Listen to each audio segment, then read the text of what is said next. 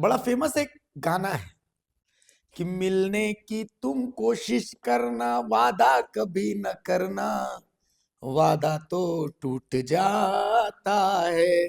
कुमार सानू ने गाया था और शायद शायद अनुराधा पौडवाल थी इसमें, या तो कविता कृष्णमूर्ति थी। फिल्म का नाम था दिल का क्या कसूर। वन मैन शो पृथ्वी इसके हीरो थे और दिव्या भारती इसमें हीरोइन थी। अब भाई हमने ये गाना क्यों गाया, याद कीजिए आज से 3-4 महीने पहले विस्थापन आयोग का गठन हुआ। उसकी नियमावली क्या है नहीं अभी तक हमको पता नहीं है। वादा था तो विस्थापन आयोग बन गया। वादा था कि 1932 खतियान आधारित स्थानीयता हम लागू करेंगे, तो वो भी कैबिनेट से पास हो गया और लागू नहीं हो पाया। वादा था कि सरना धर्म कोड लेके आएंगे, सरना धर्म कोड भी कैबिनेट से पास हो गया, विधानसभा से भी पास हो गया, लेकिन लागू नहीं हो पाया। इसी तरीके से पेशा की नियमावली भी कैबिनेट से पास हो गई लेकिन लागू नहीं हो पाई। अभी नियमावली क्या है कैसी है कुछ दिन बाद सब लोग भूल जाएंगे। बहरहाल हम इन सब पर चर्चा के लिए नहीं है। इसी कैबिनेट से एक और प्रस्ताव पास हुआ था। प्रस्ताव यह था कि भाई धान जो है वो जो क्विंटल है वो 2450 रुपए 3200 रुपए क्विंटल का वादा था, 2450 पे गाड़ी अटक गई। खैर उसी कैबिनेट से प्रस्ताव यह भी पास हुआ था कि 48 घंटे के भीतर धान खरीद का पैसा एक मुश्त किसानों के अकाउंट में आ जाएगा। तो हम कहीं दूर नहीं, कृषि मंत्री का जो विधानसभा क्षेत्र है हम वहीं चले गए कि भाई क्या है उसकी सच्चाई।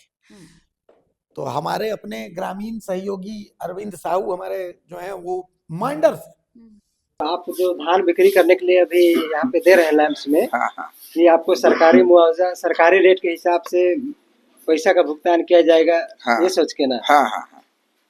तो अभी कितना दर पे यहाँ पे बिक्री खरीद हो रहा है लैंप्स में?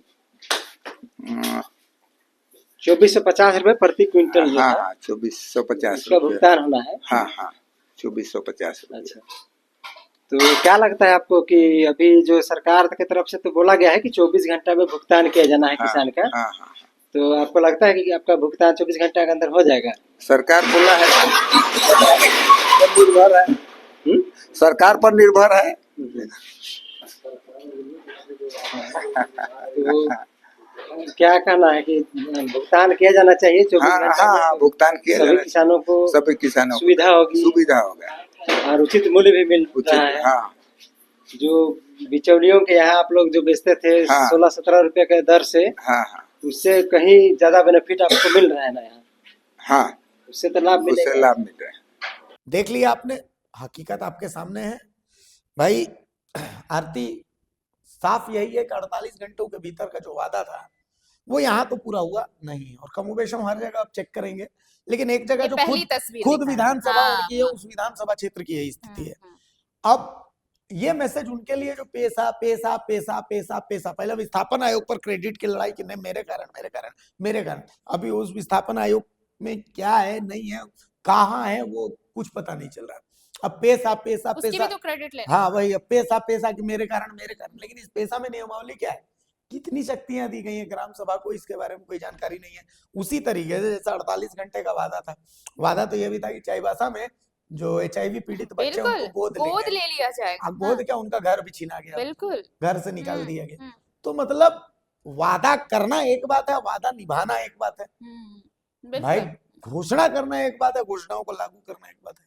कैसे? हाँ बिल्कुल, देखिए बाकी चीजों पर तो हम अलग अलग से दिखा ही रहे हैं, पर इस वक्त बात सिर्फ हम धान अधिप्राप्ति की ही कर लेते हैं, किसानों की ही बात कर लेते हैं। देखिए किसानों को लेकर खूब हंगामा हुआ।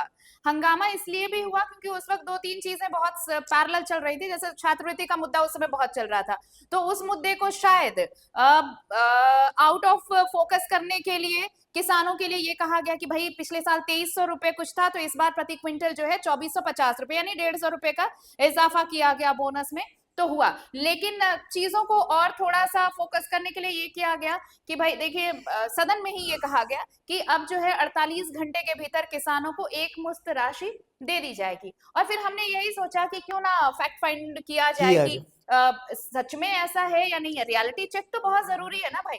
तो हमने कहीं और नहीं, हमने सोचा कृषि मंत्री हैं तो कृषि मंत्री के ही विधानसभा क्षेत्र का सबसे पहले पता किया जाए कि क्या वहां के किसानों को वाकई रियायत मिली है क्या। ये रियायत से मतलब आप बिल्कुल गलत मत समझिएगा, रियायत से मतलब ये कि झारखंड में सरकारी योजनाओं का हाल क्या है ये आप सबको पता है। तो रियायत शब्द इसलिए मैंने इस्तेमाल किया कि क्या वाकई जो लागू किया गया है वो यहाँ पर किसानों को ससमय मिल पाया है कि नहीं।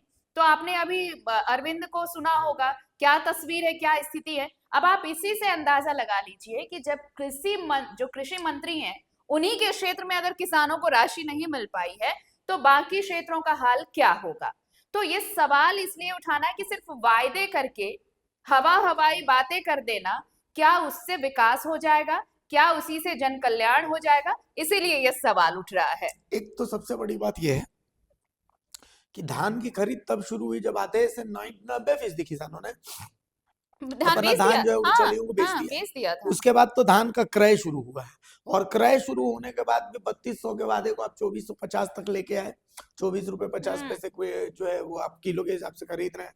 और उसके बाद भी आप 24 घंटे 48 घंटे का जो आपका वादा है 48 घंटे में हम डीबीटी के माध्यम से किसानों के अकाउंट में पैसे देंगे, वो भी आप पूरा नहीं कर पाए। तो कुल मिलाकर के देखिए मतलब बहुत कुछ बोलने के लिए रह नहीं जाता है।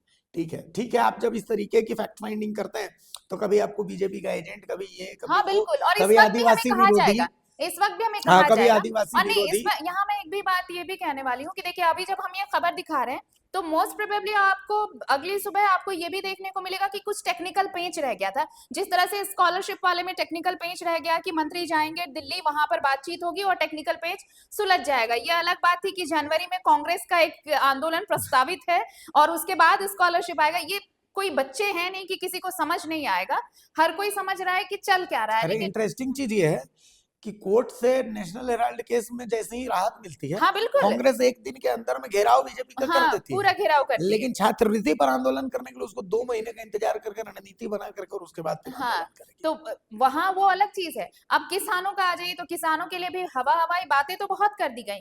भाई आपने पहले 3200 कहा, 3200 से घटाकर आप 2350 पर आ गए, चलिए ठीक है, वो भी सही। आप जब तक हर बार 1 दिसंबर से होता था तो आपने इस बार तारीख तय कर दी 15 दिसंबर। वो 15 दिन बहुत होते हैं किसानों के लिए जब उनकी फसल खेत में पड़ी होती है, कईयों के पास भंडारण की व्यवस्था नहीं है तो औने पौने दाम में वो बिचौलियों के हाथ बेच देते हैं, ये सबको पता है। और सबसे बड़ी बात है कि हमने कृषि मंत्री के क्षेत्र का जायजा, वहां की तस्वीर आपको दिखाने इसलिए जरूरी समझी क्योंकि कृषि मंत्री जब इस बार मंत्रालय जब उन्हें सौंपा गया था और उसके बाद जब उनका पहला मीडिया से उन्होंने जब इंटरैक्ट किया था तो उनका ये कहना था, और मुझे बहुत अच्छा लगा था कि पढ़ा लिखा नेता जब आता है ना सदन में चुनकर तो उनका विजन कुछ अलग होता है, डेवलपमेंट कैसे होगा, उसकी क्या वो किस सिस्टम पे काम करेगा, तो एक उम्मीद जगती। उन्होंने कहा था कि अगर झारखंड जो है यहाँ पर इंडस्ट्री एक अलग तो है, इंडस्ट्रियल एरिया है यहाँ पर, लेकिन इसका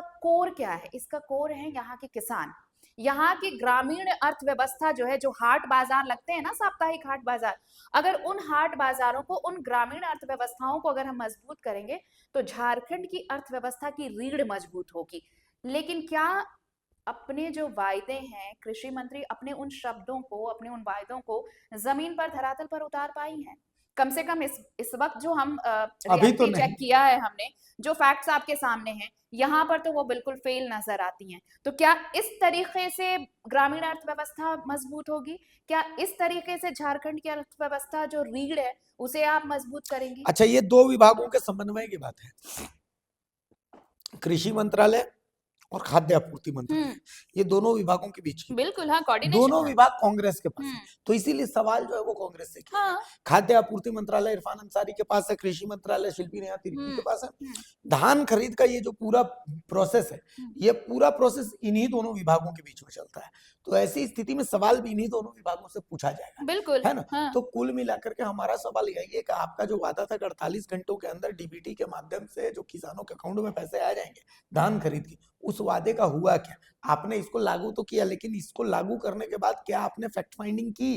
क्या आपने एक फीडबैक लिया कि जो आपने वादा किया वो हो रहा है कि नहीं? हो रहा है कि नहीं हो रहा है? नहीं हो तो रहा ये जरूरी है पैसा ले आना कैबिनेट से पास करना ये जरूरी नहीं है, जरूरी है कि अगर पास कर दिया तो उसको आप लागू कैसे करने वाले हैं। अच्छा देखिए, पैसा लागू कर दिया गया, पैसा में तो यही होगा ना कि ग्रामीण जो है ग्राम अब सभा, उनको ग्राम सभा पहुंचनी है, लेकिन हर एक गांव में हर एक आदमी को अब एक अधिकार मिल गया, हर एक आदमी के पास कम से कम अब एक उम्मीद बंध गई कि कुछ तो होगा, अब उनके लिए होगा। लेकिन उसके पहले, उसके क्रियान्वयन में अभी वक्त है, लेकिन उसके पहले जो चीजें सामने नजर आ रही हैं आप वो कर नहीं पा रहे हैं। बिल्कुल। फिर आप ग्राम सभा का जब प्रोसेस शुरू होगा, फिर ये चीजें कैसे कोऑर्डिनेट होंगी, उस वक्त तो कोऑर्डिनेशन में और मुश्किलें आएंगी, बिल्कुल क्योंकि आपको फिर अलग अलग जगहों से, पहले था कि आपको सिर्फ एक सिस्टम, वो डिसेंट्रलाइज था पहले कि चीजें अगर सरकार के सीएमओ से निकल रही हैं तो फिर डीसी देख रहे हैं, उसके बाद ब्लॉक में जा रही हैं चीजें और फिर पंचायत में जा रही हैं। लेकिन अब आपको सीधे ग्राम सभा से जब चीजें निकल के आएंगी, डीसी के पास जाएंगे, फिर चीजें होंगी, तब तो और मुश्किलें होंगी, है ही। तब और मुश्किल होंगी। तो इन चीजों को सिर्फ हवाई बातें कर देने से कांग्रेस की जो स्थिति नजर आ रही है, कम से कम कांग्रेस से सवाल इसलिए पूछे जाएंगे क्योंकि ये दो विभागों के कोऑर्डिनेशन का मसला है और लगता नहीं कि कोऑर्डिनेट कर रहे हैं एक दूसरे को, अगर नहीं कर रहे हैं तो ये शर्मनाक है। तो कुल मिलाकर के ये चेक करना है कृषि मंत्री को, खाद्य आपूर्ति मंत्री को कि भाई वादा तो किया गया, वो वादे पूरे किए जा रहे हैं कि नहीं किए जा रहे हैं। 48 घंटे के अंदर अकाउंट में पैसे देने को लेकर के आपने अगर अपनी पीठ थपथपवाई है तो इस जो हम अभी आपकी क्रिटिसिज्म कर रहे हैं इसको भी आप ही को झेलना पड़ेगा। और हम चाहते हैं कि यहाँ बैठ करके हम आपकी तारीफ करें, बिल्कुल, लेकिन और वो की तारीफ, है हाँ, हमने और वो तारीफ भी तभी की होगी, है। वो तारीफ तभी होगी जब 48 घंटे के अंदर में धान खरीद प्रॉपर तरीके से होने के बाद अकाउंट में किसानों के पैसे आ जाए, तो वो चेक करना भी आप ही का काम है। नमस्कार, जोहार। जोहार।